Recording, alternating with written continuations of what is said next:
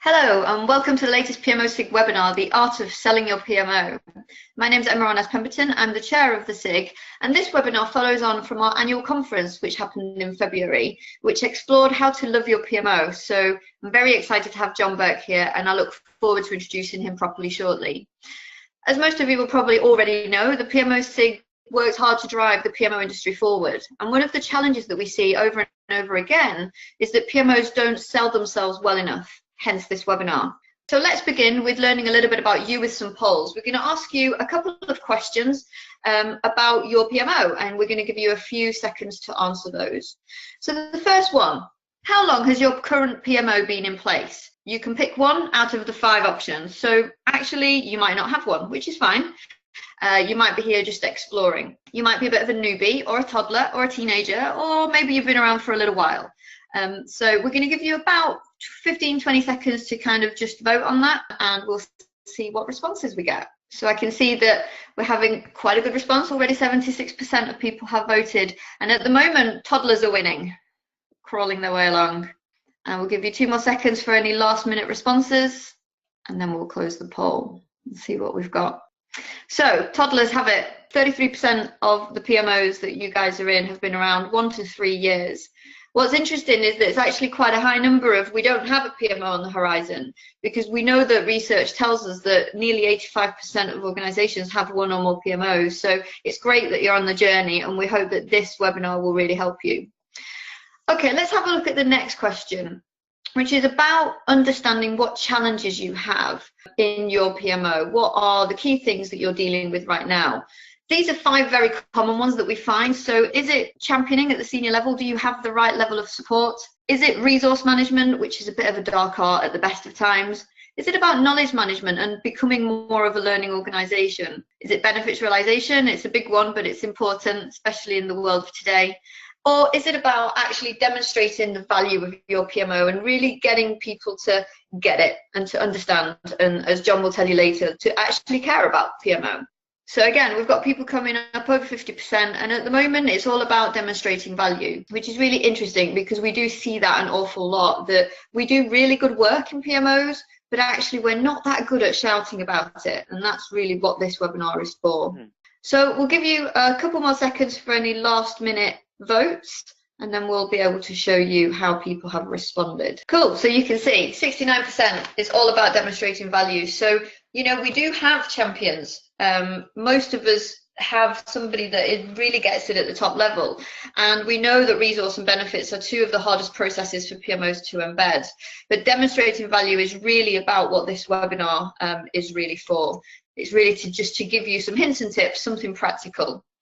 So having said that, I'm going to introduce our speaker today. So having worked in senior marketing roles across a number of businesses, Jon Burke has a wealth of experience in driving internal communications activities, particularly with regards to improving awareness, such as employee branding, project management progress, and post-acquisition integration.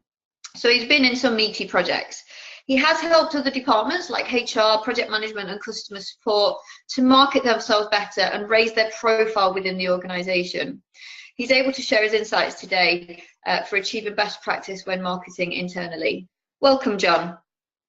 Thank you, Emma. It's great to be here. Excellent. We're very, very pleased to finally manage to have you. So if you'd like to go ahead, I will keep an eye on questions and I will speak to you later. Thank you very much. Welcome everybody who's managed to take the time to join us online here. Really appreciate that. It was interesting, the second poll question showed a majority towards a demonstrating value. As somebody in marketing, it seems to me like every day we have to demonstrate the value of marketing in an organisation. So we share a similar internal challenge, I'm sure, and that's something that I think is going to be a common theme as we talk through this slide deck. You know, the number of people I have to speak to who say, what does it marketing do? Or they see marketing as a sales assistant's role, or you just build websites and make some nice emails and communications. Funnily enough, I had one director once tell me that I worked in the colouring in department, which I thought was both amusing but also probably a sad state of affairs for that organisation and their view of marketing. But it's not about just selling your PMO. Actually, it's about making people care about what you do. Certainly from a marketing point of view, and for your PMOs, project managers. It's about making people care about your impact on the organisation, and that's really where the hub of it all lies. And we're going to get into that today. So what we're going to cover, we're going to get to the why. Why do you guys exist? Why do you, ladies and gentlemen, get out of bed and go and do the work you do in your organisations? It's about having a customer focus, seeing the people within your organisation as internal customers. It's about increasing engagement, so getting people to be more aware of what you do and to buy into the programs, the projects, the activities you've got in your pipeline and are live at any given moment in your organisation. And then one of the things I'd like you to come away from this with is some ideas on tactics and plans you can put in place to make your PMO shine within your organisation and to demonstrate value-added approach, which I think is really, really key. And I want to help you engage with your audience. You may already have good management levels, you may already have good recognition and engagement, but whatever your level is at, I hope you can come away with even 1, 2 or 3 ideas that you can implement to take your engagement and recognition of PMO in your organisation to the next level. A little bit about me, just to add some sort of flesh on the bone for you. 20 years plus marketing leadership experience in countries all around the world. A couple of interesting companies I've worked with recently. One is a startup that make 3D printed food, which is a really interesting challenge. And they fight in a competitive space with regards to getting people to even think about 3D printed food in the first place. Chocolate's one of the big areas for them, and also vitamin supplements is something they're getting into. So raising awareness in that particular field. And then I'm also in the process of writing a book, which should be finished by the end of the year, if all things go according to plan. And its current title is Why Marketing Matters. And I guess you could easily translate something like that to why PMO matters with what we're going to be talking about in this session today. So often I find myself talking to people in an organisation and telling them I'm in the marketing department or I'm working on a particular marketing project for a client, and it's one of the most misunderstood departments in any organisation. It can be, like I said earlier, anything from sales support to advertising campaigns, and they don't really fully understand it. So one of the challenges for me, in my experience, is to sum up in a succinct way, almost the elevator pitch, if you will, get people to understand what it is in marketing we do. So if you go onto the CIM website, this is their definition that they publish. Marketing, the management process responsible for identifying, anticipating and satisfying customer requirements profitably. It doesn't really roll off the tongue. I don't see that it's something that people are going to get excited about or get their head around really what it is we do on a day-to-day basis that adds value for the organisation. Why should that person I'm talking to really care about what I'm talking about? And I think PMOs have the same issue. So going on to the APM website recently, looking at the definitions that are on there, you've got project management, you've then got the program management definition, and we've got the portfolio management definition. And I'm not suggesting for a moment these are wrong or these don't sum up what you do, but in terms of engaging with the people in your organisation, they're not going to go on to the APM website to find out what the official definition is. Their understanding of a PMO and the project and the project managers is going to be driven by how you live and breathe your work and your office in your organisation. And what I want to do is kind of help you flesh that out within your day-to-day lives. But one of the things that struck me from this definition set that we've got here is that you're in the business of change. And this famous phrase here from Rear Admiral Hopper, the most dangerous phrase in that language is we've always done it this way. And I come across this a lot in my own experience when it comes to marketing teams. Oh, we've always sent marketing campaigns out on a Thursday and we always get a 2% response rate. Well, have you tried doing things a bit differently? Have you tried reaching out to a new audience at a different time and testing? One of the things I'm constantly trying to encourage my teams to do is to test what they do and to try and look for areas to improve it. If you can measure it, you can improve it. But my experience of PMOs and my experience of project management in organizations is at the heart of it all, you are about change. And of course, people fear change. Well, people either embrace it or fear it. but in the majority of instances, people find change to be quite scary. They find it to be uncertain. And it's a human kind of natural trait, isn't it, to see change in a negative light, and to fear what's around the corner rather than to see the benefits of it. But what I hope you get out of this is that there's a way in which you can present that in a way that's engaging and exciting and make people embrace it going forward. So let's start with why. Why should people care? And at this stage, I'm going to, you may already have heard of a gentleman called Simon Sinek. He talks about starting with the why. He's got a book and a TED talk out there. I just want to kind of re-emphasize some of the things he's mentioned, because I found that to be quite profound in what I've been doing in my marketing. He's about getting to the heart of issues around why people do things. He says, if you hire people just because they can do a job, they'll work for your money. But if you hire people who believe what you believe, they'll work for you with blood, sweat and tears. You know, getting people to believe what you believe is at the heart of truly inspiring communications. You see it in consumer-focused ad campaigns all the time. But whether it's individuals leading an organisation or departments, the way in which they communicate is driven by the why, the way in which they do it successfully. If you start with what, every single company and organisation in the country knows what they do. No matter how big or small, you know what business you're in. What's so easy to identify? But some companies and employees know how they do what they do. And whether you call them, I don't know, a differentiating value proposition or a unique selling point, the how explains what the what is. But very few people and companies get to the why. Why do we exist? Why do they do what they do? It's not just about making money. It's not just about making profits, because that's the result of what you do as an organization. One company I work for make pumps, water pumps, but their activities and their campaigns aren't about the pumps themselves. They promote themselves as a water company who just happen to make pumps.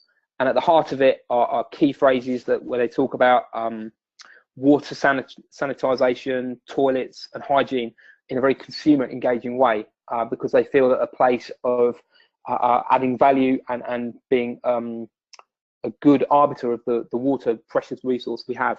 And then they talk about the pumps. But the why gives them the reason to open the door to the customer in the first place. So what Simon Sinek goes on to talk about is the limbic brain, the neocortex.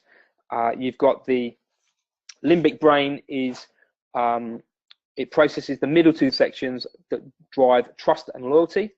And they're the areas of the brain that are responsible for our human behavior and our decision making. Whereas with the neocortex, that's the newest area of the brain, and that's more responsible for our rational and analytic behavior.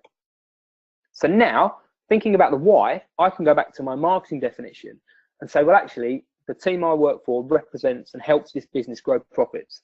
We launch new products and we develop campaigns to win new customers and to keep us ahead of the competition.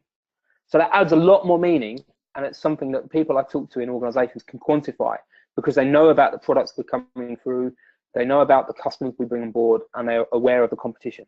So that adds a lot more flesh on the bone for them. So I've come up with what I would suggest would be just very kind of vague or loose definition based on that why principle. And I think you can all do better, but more appropriately, you can do it for your organizations.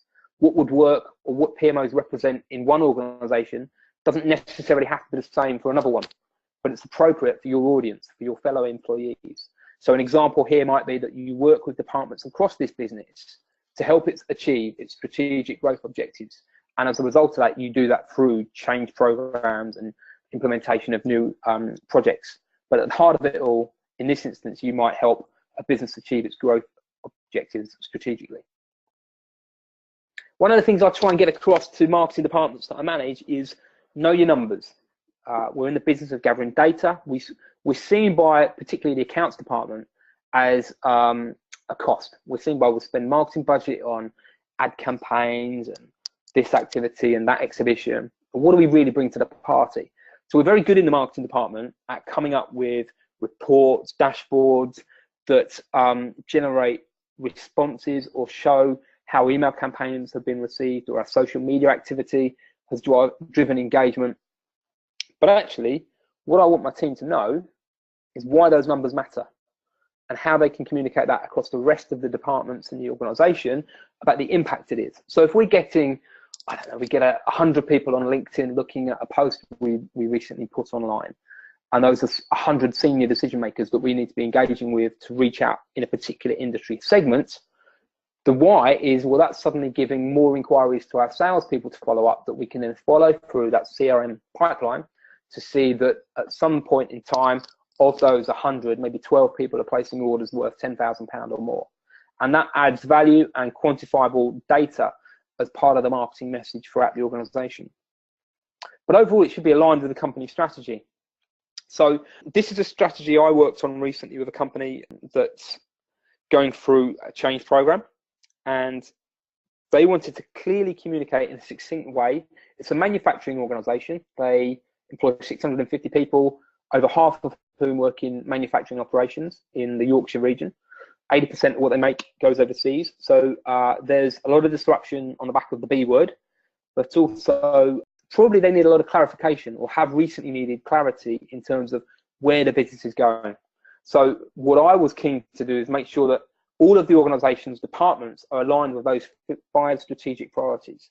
And they're things we can get our heads around. They're numbers there. So minimum sales growth of 10% per annum, increased financial security really is about better cash flow and reduced debt. Great happy people is about promoting from within, developing our human resource, and also reducing churn rates. Returning to 25% sales from new products, because that's where our profit growth lies, is introducing and marketing new products. And then the world-class manufacturing is about benchmarking how we work as an organisation in producing products against other similar organisations and measuring success. So that's an example of how a strategy is in play. If I just go back to the previous slide, and our numbers now should be aligned with those strategic priorities. And what I would endeavour to suggest with PMOs is that you are an investment, not a cost. And what I'd like to encourage you to think about is to know your numbers and know why they matter and how they align with your company's strategic priorities and strategic objectives for whatever time frame that they're working towards. But now let's get about your PMO. Let's get into the detail of how we could put a plan in place that could drive increased engagement and to deliver a framework that's similar to what we've done in marketing, but to build and to raise the profile of the PMO in your organisation. So the first thing I'd want to do is to have you think about all of the other departments and the interactions you have with those in your organisation on a daily or weekly basis. And out of that, we tend to come up with some questions. Think about your internal customers. And the first thing we think about is, who's the audience? So you might have, I don't know, somebody in accounts and somebody in the supply chain, but the way in which they interact with you, or their experience of the PMO, differs depending on the department, depending on what systems they use, the experience levels that there are. Why do customers buy? So by buying, we mean engagement here within an internal framework. Why do the internal customers engage with your department? Or perhaps, why don't they engage with you? Why do they find that so hard? And then finally, how do they engage with you? How do your internal stakeholders and clients relate to you? What method do they use? Is it face-to-face, or is there a digital element to it, or is it through notices throughout the building? I believe that once you get into the detailed level of these questions, you can build a plan and almost like a business case for additional resource, because you can identify areas that you're doing well in and areas for development that perhaps might need some support, but also a plan that you can put in place for measurably increasing the engagement of your PMO and the recognition of your PMO in your organisation. So who is your audience? When others engage with your office and your project managers in the organisation, are they, I don't know, early or on time or late to the party? Are they willing or begrudging? Is it a chore for you to engage with these people and get them to be enthusiastic about what you're doing? What are your levels of enthusiasm? Do you even measure those levels? And how do you go about doing that? That's something I'll give you some guidance on later on. But I think it's good to think about that right at the outset, because you can create benchmark levels that you then can refer to and measure growth against as you progress in the future. And I think there's two ways you can segment your audience. The first is by title. So you can target by director level. So they should be getting very senior level reports that affect them across the business. Then you're at manager level in the department. Then you've got executive and others who might be people on the shop floor or working in the warehouse, perhaps not so much desk-based to the other titles we've got here. Or you can target by department. You can go by accounts, HR, etc. that we've been talking about before. So the two ways you can very much slice and dice the way in which you are going to target your audience and who you're going to target. A question I'd even ask you is, who are your worst customers? Who are the people that you really find struggling to engage with? I'm sure you can picture individuals, but is there a correlation? Are they related to a particular department type or a particular title type? Are there a particular group of individuals in your organisation you struggle to get engagement from? And it feels like sometimes you're having to pull teeth to get them to contribute to that project you've got working on, or in the past where you've had to manage a project. One of the things, I think you've got an example, a real advantage here, because you're dealing with people in the majority of instances you can know quite easily. One of the things I do in marketing is when we're looking at creating campaigns and activities, I have to picture in my mind who it is I'm trying to talk to. So if I give you the experience of the pump manufacturer, we would have a campaign aimed at installers. We'd have one aimed at engineers, the people who like to maintain the pumps once they've been installed, and then distributors, the people who actually take that product to market for us and are part of the selling process. All of those had different needs and objectives and reasons why they go through a particular buying process. And one of the things I do is come up with tone of voice. I visualize who those individuals are and what matters to them, and what is it about my business, and what is it about my service and product that they're going to buy into and is going to set us apart from the competition. Now, you're not talking about perhaps direct competition because there isn't another PMO within your organisation, but there is an element of competition because you want to compete for bandwidth in your organisation against the messages that might be coming up from HR, for example, and where they might have an employee branding exercise going on. And you want a particular time where you're launching a project, you want to be making people aware of what you're doing. And so there are elements that you need to be thinking about that stand out from other departments within the organisation. So a good mechanism I would do is think about your target audience and identify what matters to them. What do they care about? What is it in their day-to-day job title or activity that what you do, you can positively impact? And what is it that they care about? Reflect those values, reflect their day-to-day, their challenges. So if you're working on something that might save them time, then a message that you want to get across is the time-saving benefits that one person in, let's say, supply chain realised that the equivalent person in accounts can benefit from as well. So reflect those and deliver it. Get that across in a nice, clear, concise way to make it easy for them to understand what it is you're saying and how it can benefit them. And then what you want to do as part of that, you're not going to get everybody converted immediately or in a short space of time, but I think you can target to create advocates, the people who do see the value in what you do. And you only need to be getting 13 to 15% of employees in what we call the early adopter phase. They're the people who will actually like what you're doing and speak highly about what you're doing, and they're the ones who will talk about it at the canteen over lunch and say, there's some really, it's exciting. These people in the PMO, they're doing some really interesting stuff. Can't wait for it to happen, or I'm really looking forward to getting involved. Picture the next time or any recent time you've advertised a vacancy in your PMO.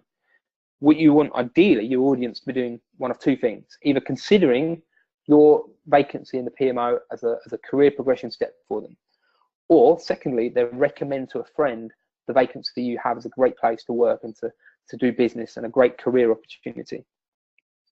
So why do internal customers engage, or why don't they do it? I think there are 4 reasons why they engage or don't engage. One is that the content that they find is either relevant or not relevant.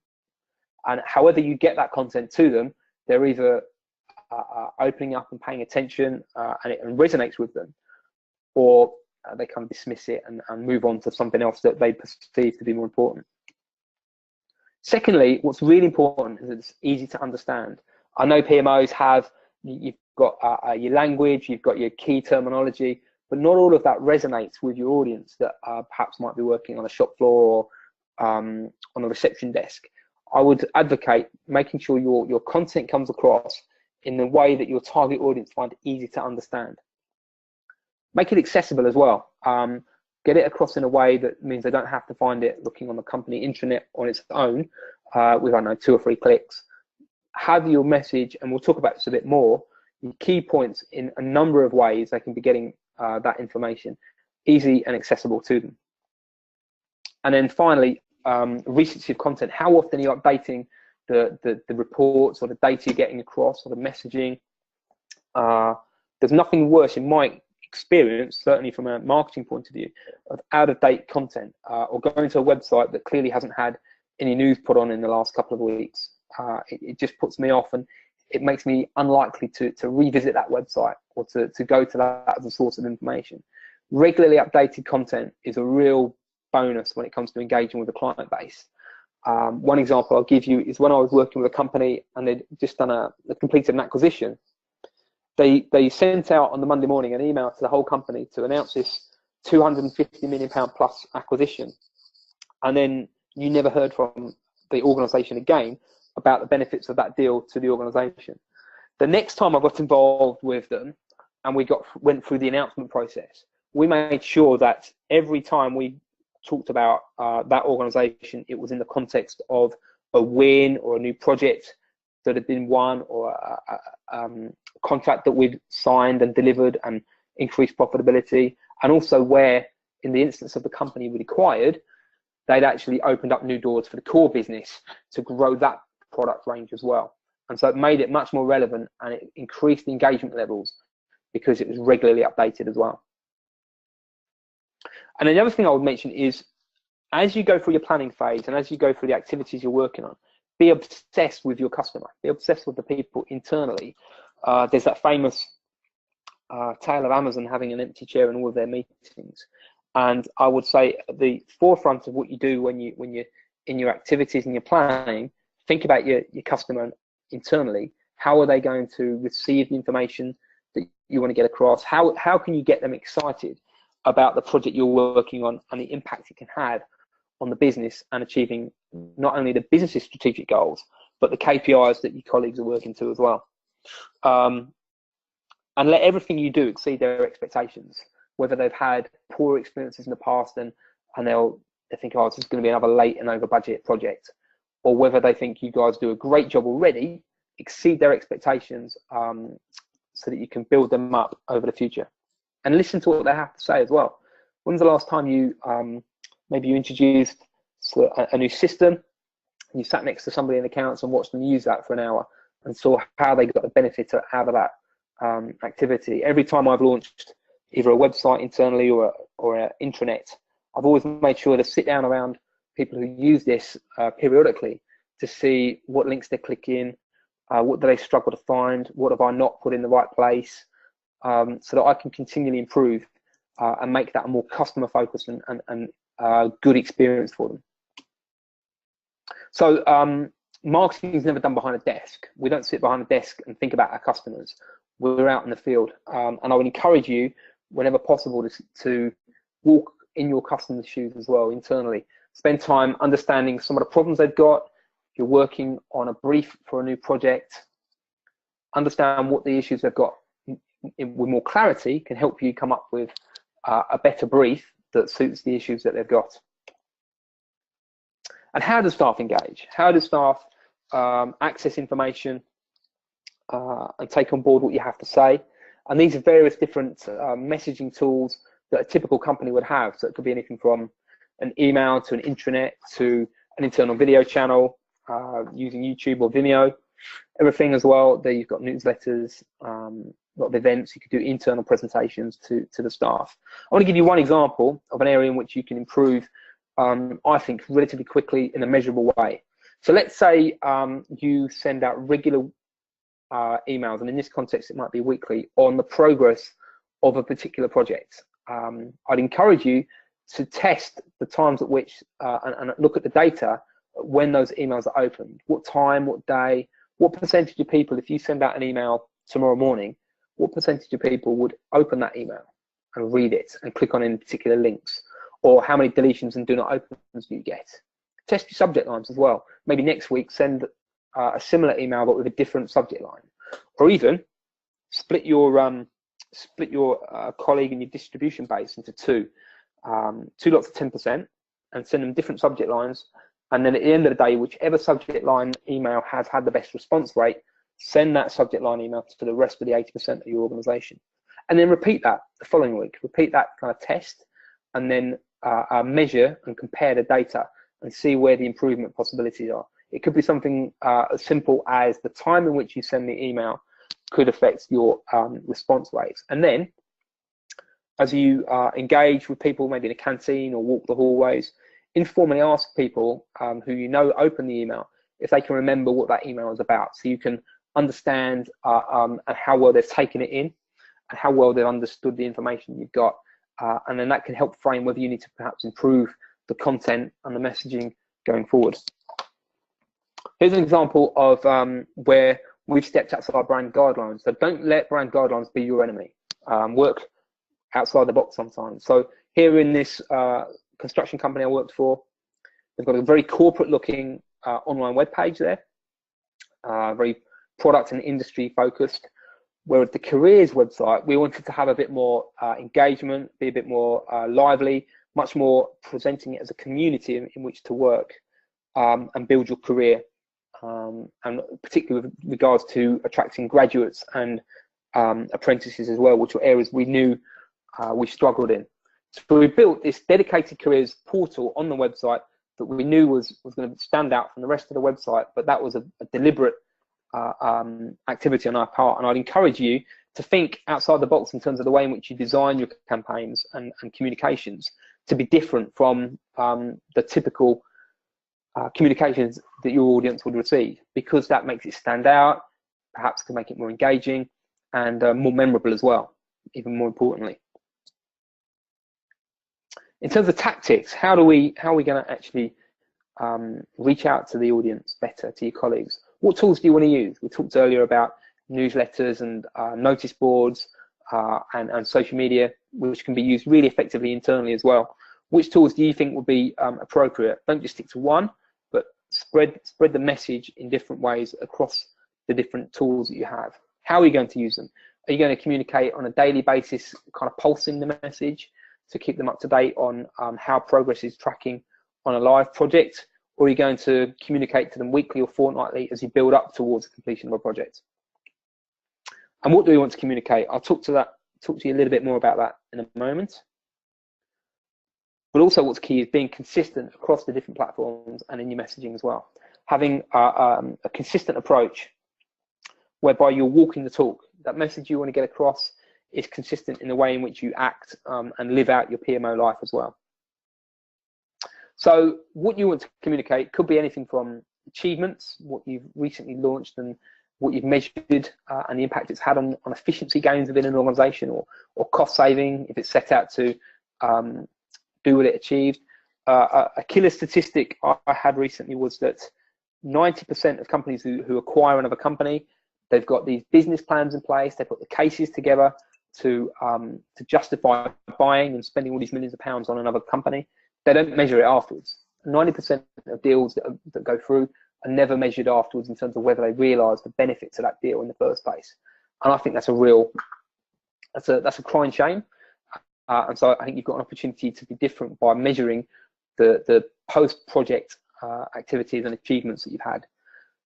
Communicate plans as well. I'll give you an example of a marketing plan shortly, but communicate what you've got coming through so that you can make people aware and it's not a surprise, and let people know what you're working on.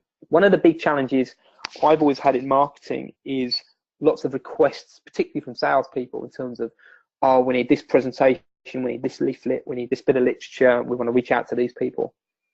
And you're constantly fighting and saying, well, I haven't got time for it, or we don't have the capacity for this.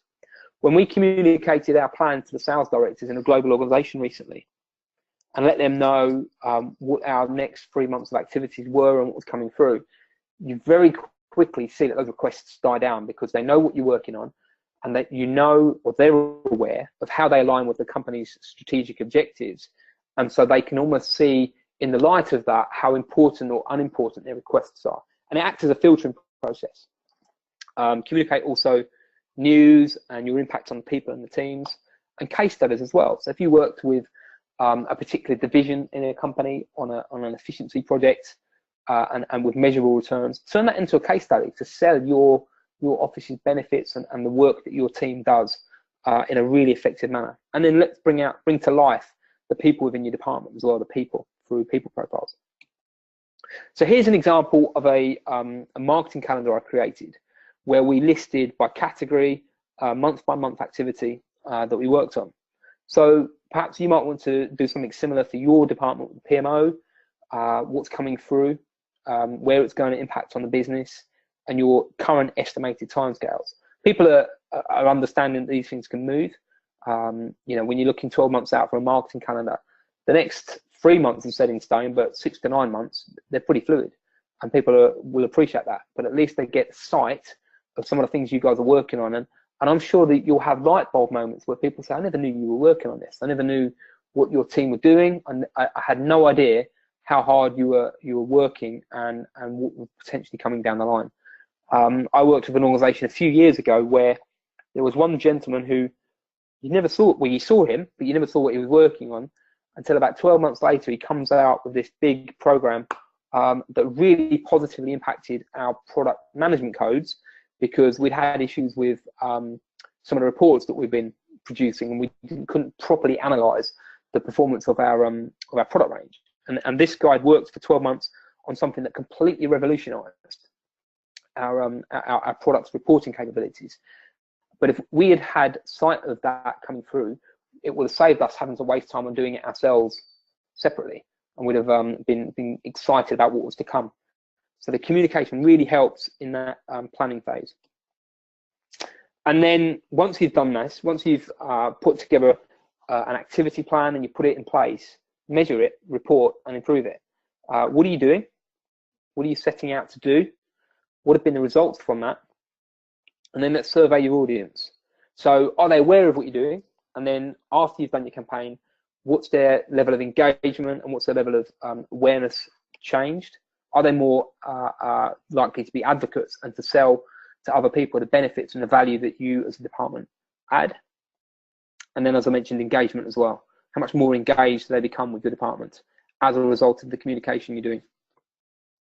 So key takeaways I'd like you to come away from the session with is to understand your why, understand what it is that you bring to the table in the organisation, and then to live it consistently. To have that as a regular day-to-day activity that you do, your engagement with other people, to get that across in a consistent manner why you exist within the organisation. But more importantly, tailor your message to your audience. The finance director will need to see a certain level of data, but the people on the shop floor and the warehouse don't need to have access to the same information. They want to see different information that's more relevant to them, communicated in a way that they can easily understand. Be relevant to your audience on a regular basis and engage with their strategic priorities. Be customer obsessed, be focused on your audience and how you can add value to their lives and to help the company achieve its strategic objectives, and measure and improve. Thank you very much. Thanks, John. That was amazing. Really, really interesting, and really echoes a lot of the things that we hear are good practice or that have worked in organisations. We have a couple of questions. The first couple are around tooling. So the question really is what's available out there to test emails, like when they've been opened, if people have clicked, both kind of, are we able to do it using standard packages like Outlook or Google, or is there something out there that you recommend that people can kind of purchase or get involved with? If you want to do something on a free basis, I would recommend SurveyMonkey. It's an excellent tool that can be used internally as well as externally, and it gives you access to the data that we've been talking about as well. If you have another company internal communications platform, then have a conversation with IT about getting access to the data that I'm sure they have in terms of when these emails are opened. And I know with Outlook administrator rights, you can also monitor open rates. And then if you've got click-throughs, what I would recommend, if you want something to click through to a particular document you've got online, use a bit.ly link, because with bit.ly links, you can, again, manage, monitor those very, very easily. Okay. One of the key questions, you may or may not know this, is SurveyMonkey GDPR compliant? I'm assuming that it is. Yes, it is. Yeah, absolutely. Yes, it is, yeah. Okay. And the next question that we've just had in, how much time do all these activities take to set up and maintain? In terms of a PMO, obviously they're very busy. How much time should they actually be putting aside to do this kind of stuff, get it set up and running until it kind of, you know, you start to get that bit of a heartbeat? Yeah, time's obviously the biggest factor in all of this, and I would say most of the effort goes up front in terms of creating the templates and the formats. So, for example, with regards to an email project or email activity, the hard work is in setting up the links or the access to the reporting. Once you've got those in place and then you send out emails going forward, you'll find that's a lot more efficient in the future once you've done the hard work up front. So in terms of quantifying that, probably a couple of hours a week to get things in place would be sufficient, I would say. And then you've obviously said about putting a calendar in. Yes. Is that kind of the extent of the activities, or is there anything else that you think in the world of today, using the modern technology, that people could be looking into for the future? There is an excellent internal communications tool that's name escapes me, apologies. I'll send you afterwards, but there's an excellent internal comms tool that people can use. So the biggest challenge we had in previous companies was people who don't have access to emails are predominantly on the shop floor in the warehouse. And we give them access to it through interactive tablets on the shop floor. So I will, I'll get that software and I'll let you know about that. But that's a really good tool as well. And then of course there are, you know, posters in hallways, and you can have TV screens in open plan offices. That's a really good one as well. We would update those on a weekly basis, and you'd have, like, let's say 6 slides of the week, and each department will come up with its own slide. Sure. And a couple more questions. What have you ever had to deal with, or do you have any particular tactics for dealing with key kind of negative or threatened stakeholders, people who are really against it? Is it a case of you can't please everybody, so just ignore them, or have you got some tips for people to deal with those kind of guys? Yeah, so I would never ignore them, because you want to acknowledge what their objections are and what their pain points are. But it's, I guess from my experience in terms of marketing, it's always about what are their fears of what I do, so, or what our department does. And the biggest thing for me is, it's what I was talking earlier, change. And then what's the cost? Is it going to take up more of my time? And for me, it's about having a conversation to understand what their fears are, really. Yeah, sure. And have you ever had marketing teams actually involved with the work that you're doing, so actually getting them to help you, as they might have some of the expertise internally around marketing and what works and what doesn't? Oh yeah, absolutely. I mean, my ideal situation is by working closely with the people in the marketing team, I can then hand off the work that I'm doing and pick up other work. So yeah, it's almost like you're cannibalizing yourself on a regular basis. Yeah, sure. And what about, obviously our work, the way that we work is changing. We've got lots more people who are doing flexible working, home workers. Any specific advice for dealing with that kind of more fragmented environment? Well, home working is definitely on the rise, and certainly in marketing departments, there are more and more people within marketing who are spending time working from home. And it's in that environment you want people to feel closer to what's going on in the organisation. So communication becomes more and more important then, and that can come back to emails, but also maybe something I tried in bridging the gap between sales and marketing departments in previous companies is hosting a weekly dial-in opportunity on Skype for anybody in the sales and marketing teams to dial into a call. And maybe you could do something similar on a fortnightly basis, give people the opportunity to dial into a 15-20 minute call where people can be brought up to speed on what the latest developments are in your department. And so again, by giving salespeople the opportunity to dial into a marketing call, they're aware of what activities are coming through the pipeline, and they can ask questions and feel engaged And typically for salespeople, the best time to do that is the Friday afternoon. Interesting insights. But I suppose with all of this, you still have to be very mindful. In PMO world, we talk about change fatigue quite a lot, but I suppose of kind of update fatigue and email fatigue and too much communication can be a problem, I guess. Yeah, but one of the send emails.